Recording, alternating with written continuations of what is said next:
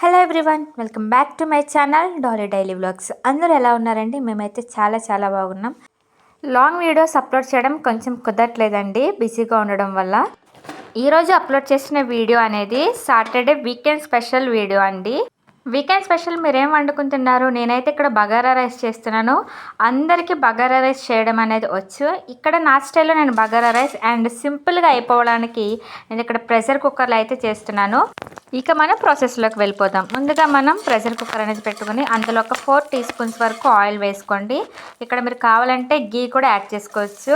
Oil వేసుకున్న తర్వాత ఇక్కడ వీడియోలో చూపించిన విధంగా హోల్ బిర్యానీ మసాలా వేసి అందులోనే కొన్ని జీడిపప్పులు అయితే వేసి బాగా ఫ్రై చేసుకోవాలి.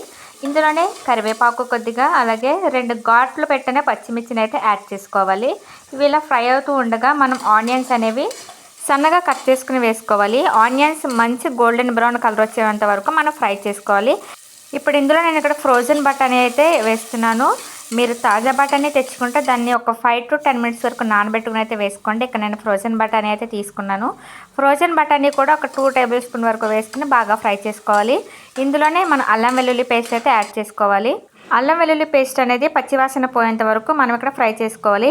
ఇక్కడ నేను చూపిస్తున్న గ్లాస్ తోటి నేను 3 గ్లాసెస్ వరకు బాస్మతి రైస్ని అయితే తీసుకున్నాను. ఆల్రెడీ వాష్ చేసి నేను పెట్టుకున్నాను కాబట్టి ఒక గ్లాస్ రైస్కి మనం 1.5 వాటర్ అయితే వేసుకోవాలి. అదేనండి 1.5 వరకు వేసుకోవాలి.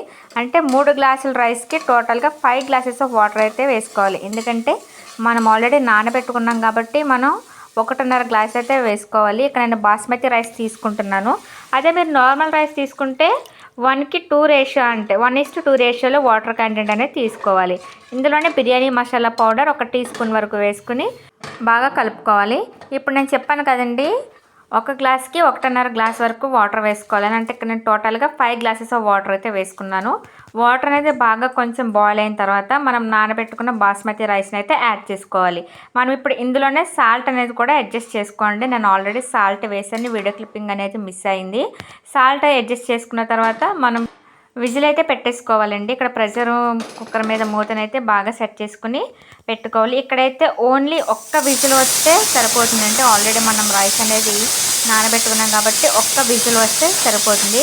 ఒక్క విజిల్ వచ్చిన తర్వాత ఒక 20 మినిట్స్ వరకు మనం ప్రెషర్ పోయేంత వరకు మనం దాన్ని తీసుకోకుండా వదిలేస్తే ఎంతో ఈజీగా టేస్టీగా త్వరగా అయిపోయే బగారా రైస్ అనేది రెడీ. మీకు నచ్చిందా? మీకు నచ్చితే వీడియోని లైక్ చేయండి, షేర్ చేయండి, సబ్స్క్రైబ్ చేసుకోవడం మాత్రం మర్చిపోకండి. Bye bye.